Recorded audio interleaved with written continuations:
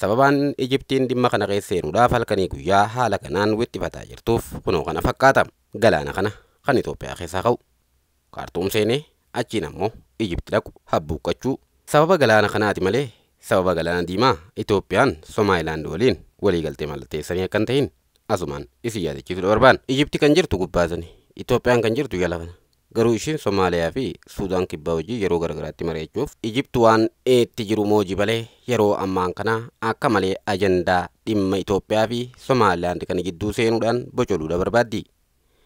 Namoonni baay'ee yaada akka takannaa jiranitti Ijipti gama kanaan lola Itoophiyaa irratti kaasuu malti yaada jiru kaasuudhaan yaada kana taate jiru. Ta'ullee garuu ishee afaan iyyitu malee takka ishee daadattu malee ishee loltu agarreetuun beenu jee namoonni yaada kannanii faallaa godhanis ni jira. Guyyaarraan kana pirezidaantii Soomaaliyaatii fi Ijiptiitu wal argee dhaadannoon dhagaamte akkana jetti. Ijipti ganda olii san teessee Soomaaliyaadhaaf gargaarsa asi kennuun kun maali? Kaayyoon ishii maali?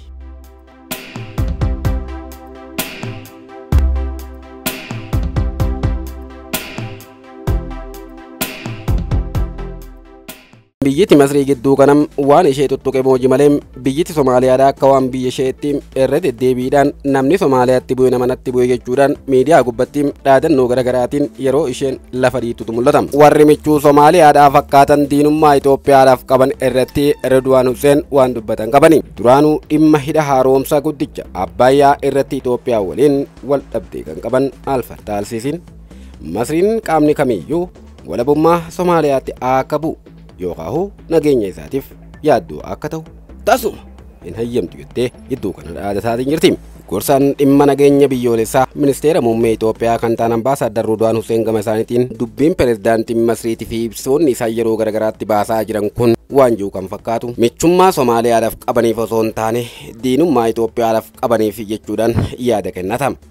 Itoophiyaan carraa ulaa galaanaa argachuudhaaf ammajjii takka bara 2024 Somaliland waliin wal hubannoo irraa erga ga'aniin booda gaanfa Afrikaatti muddamni guddaan dhalateetiin jira. Ijiptiin maal akka taate moojii malee gidduu kana jabu Somaaliyaadhaaf golisuu barbaaddi. Sababiin ishiin kana gootuuf ammoo rakkoo guddicha Abbayyaa irratti Itoophiyaadhaa wajjin qaban kana furachuudhaaf gonni ishiin seentee dhagaa hin buqqaafne hin jiru. Akkana jechuudhaanis yaada gabaabaa kennatteetiin jirti. Biyyiti obboloota keenya yookaan biyyiti Somaaliyaadhaa tuqamuun taatu Soomaaliyaan akka nuti gidduu seennu yookaan nu gaafattu taate ni seenna jechuudhaan irra deddeebiidhaan dhaaddataatiin jirti. Dubbii Abdul Fattah Alsiisi pirezidaantiin Masrii dubbatan kana boodam gorsaan dhimma nageenya biyyoolessaa ministeera muummee Itoophiyaa kan ta'an Ambaasaadder Redwaan Hussein akkana jechuudhaan yaada kennatanii. Kuni michummaa Soomaaliyaadhaaf qabaniif osoo hin taane diinummaa Itoophiyaadhaaf qabaniif jechuudhaan yaada kennata. Itoophiyaan carraa ulaa galaanaa argachuudhaaf ammajjii takka bara 2024 Somaliland waliin wal hubannoo irraa erga ga'aniin booda Somaliland akka qaama bulchiinsa isheetti kan ilaaltu Soomaaliyaan waliigaltee kana akka weerara irratti raawwatametti fudhachuudhaan michoota ishee birmannaadhaaf yaammataati jirti. Ambaasaadder Redwaan Hussein waliigalteen Somaliland waliin taasisan dhimma daldalaatiif malee lafa kutanii ofitti dabaluudhaaf miti jechuudhaanis dubbatani. Abdul Fattah Alsiisiin pirezidaantii Soomaaliyaa Hassan Sheikh Mahamud Masrii Kaayirootti wayita simatanitti ture dubbii isaanii kana kan dubbatani. Ergaan Itoophiyaadhaaf qabu tokko Soomaaliyaa irraa cittuu lafaa takka qabaachuu fi to'achuudhaaf yaaluun tasuma waan isiniif eeyyamnu miti jechuudhaanis Alsiisiin dubbatani. Reuters akka gabaasetti dubbiin pirezidaant Alsiisii muddama kamiyyuu waliigaltee ulaa galaanaa Itoophiyaatiif Somaaliyaa hordofee dhufu gidduu seenuu akka danda'an agarsiisa jechuudhaan gabaasa kaa'ee ni ibse. Ammajjii takka bara 2024 guyyaatti Itoophiyaan ulaa galaanaa buufata waraana galoo galaana Eden irraa argachuuf Somaliland waliin waliigaltee hubannoo mallatteessiteedha ture. Akka waliigaltichaatti Itoophiyaan waliigaltee liizii waggaa 50 turuun qarqara galaanaa naannoo buufata doonii Barbaraa kiiloomeetira 20 dheeratu hojii daldalaatii fi buufata waraanaa irratti ijaaruudhaaf oolu argatti jedhama. Bakka isaa ammoo Itoophiyaan Somaalilaandiif adeemsa keessa beekamtii biyyummaa kennitiif kan jedhu waliigalamuu karaa Somaalilaandiitiin himameetiin jira.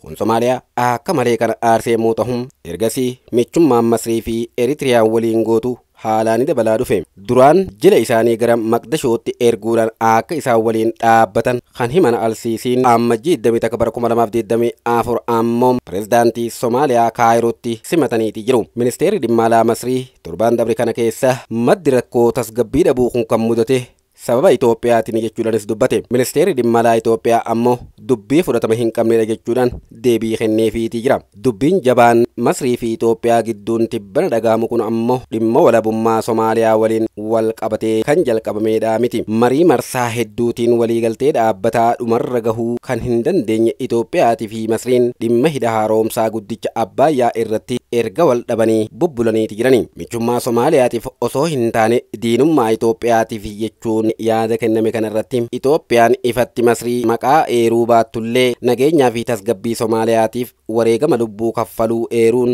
kutannoo nagaa qabdu cimsuudhaan hojjechaa turuudha himte. Gorsaan dhimma nageenya ministeera muummee Itoophiyaa kan tahan Ambaasaadar Ridwaan Huseen waliigalteen Somalilaand waliin taasisan dhimma daldalaatiif qofa malee lafa kutanii ofitti dabaluudhaaf miti jedhani. Karaa fuula Tiwiitarii isaanii yookaan kan amma gama Eeksitti jijjiirame kana irratti akka jechuudhaan maxxansanitti Ambaasaadar Ridwaan kun lafa biyya biraa ofitti dabaluu yookaan walabummaa biyyi kamiyyuu tuquudhaaf miti jedhani.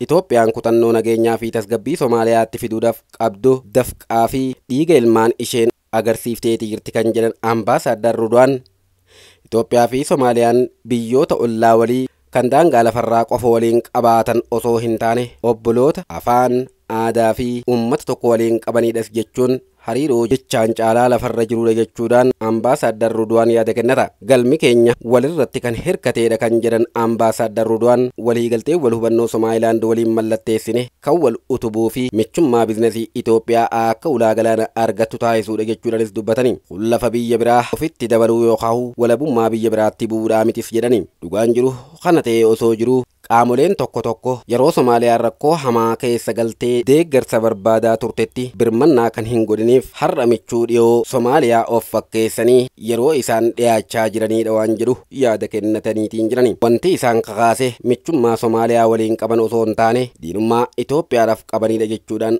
Ambaasaadar Ridwaan Tiwiitarii yookaan Eeksii isaan irratti maxxansaniitiin jirani. Ajandaan isaanii gaanfa Afrikaa keessatti nageenyaa fi tasgabbii fiduudhaaf miti kan jedhan Ridwaan dubbiin kun kanarraa fagoodha jechuudhaan wanti isaan faffacaasuu barbaadan jeequmsaa fi wal dhabdeedha jechuudhaanis yaada dabalanii kennatani. Muddamni amma dabalaa dhufe kun kan fayyadu qaama alaa carraa kana eeggataa jiruudha kan jedhan Ambaasaadar Ridwaan Huseen Itoophiyaan ibsa baasuu yookaan dubbii hammeessuu qofa osoo hin taane biyyoota ollaa ishee waliin karaa nagaa mari'achuun furmaata jetteeti amanti jedhani.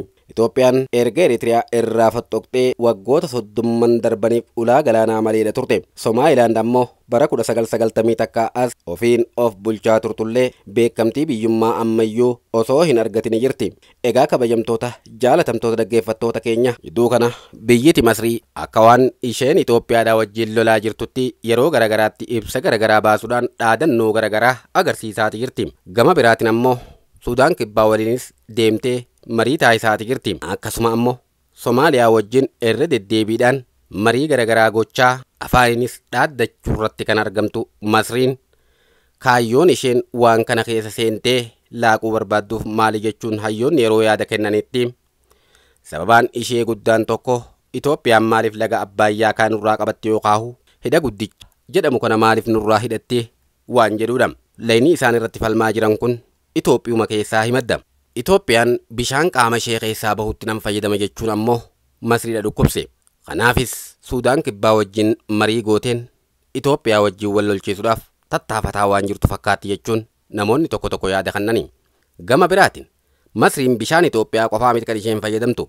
Bishaan kun gariinsaa Tanzaaniyaa keessaa ka'uudhaan Suudaan kibbaa qaxxaamuree kan Itoophiyaadhaa ammoo Itoophiyaa walakkaadhaa ka'ee Suudaan seenee Kaartuumitti wal ziyaaruudhaan Kaartuumirraa ammoo wal fudhataniiti Masri seena. Isaan Suudaan kibbaa bira dheenan isaanis Tanzaaniyaa dhaquun maal gochuuf Tanzaaniyaa dhaqan kan jedhu ammoo warra siyaasa beekuuf dhiifna. Kabajamtoota jaalatamtoota dhaggeeffattoota keenya makana irratti wanta Masriin hahaasaa jirtuu fi dubbiin tun garamitti waan jiru gabaasni OMN dhiyeenya kana sagantaa odeessaalee keessatti dhiyeesse kana fakkaata dhaggeeffachaa turtiin waliin taasisaa hin jenna. Xiyyeeffannoo guddaa harkisee jiru sochii Ijipti banaa taasisaa jirtudha. Ijipti kallattii hundumaatiin Itoophiyaa irratti dhiibbaa uumuu irratti xiyyeeffattee waan hojjetaa jirtudha. Kan isheen fakkaattu biyyattiin gara Itoophiyaa irratti waraana labsuutti deemti yoo shakkii jedhullee kan uumu ta'eeti kan inni jiru. Taateewwan ijooti banuma Ijipti raawwatte muraasa akka kaafnee yoo ilaalle tokkoffaa marii hidha haaromsaatiin wal qabatu keessaa of baasteeti kan isheen jirtu. Egaa maddi wal dhabbee Itoophiyaa fi Egypt inni guddaan ijaarsa hidha haaromsa Itoophiyaati waggoota kurnan darbaniif dhimma kana mariidhaan xumuruudhaaf yeroo garagaraatti marii eegalamu gufatu marii bu'aa malee xumuramu keessa turaniiti kan isaan jiranii haa ta'uti adeemsa kana rakkoo kana yookaan garaagarummaa dhimma kana irratti qabnu mariidhumaan furanne jennuu jedhutti cichanii haga yoonaatti turaniiti kan isaan jiranii tibbana Egypt mariin kun hin barbaachisu marii kanaan rakkoo kana furachuu hin danda'u jechuudhaan marii kana keessaaf baasuun ishee ni yaadatama. Inni lammaffaan garaagarummaa Somaaliyaa fi Itoophiyaa gidduutti uumame hordofee jila guddaa tokko gara Mogadishootti ergiteetti Egypt Somaaliyaadhaaf deeggarsa waraanaa barbaachisaa ta'e hundumaa gama hundumaatiin deeggarsa barbaachisu gochuudhaan birmadummaa fi tokkummaa daangaa Somaaliyaa kabachiisuudhaaf kan hojjettu ta'us beeksifteeti kan isheen jirtu kunis Itoophiyaa irratti akeekkachiisa biraadha kan inni fakkaatu.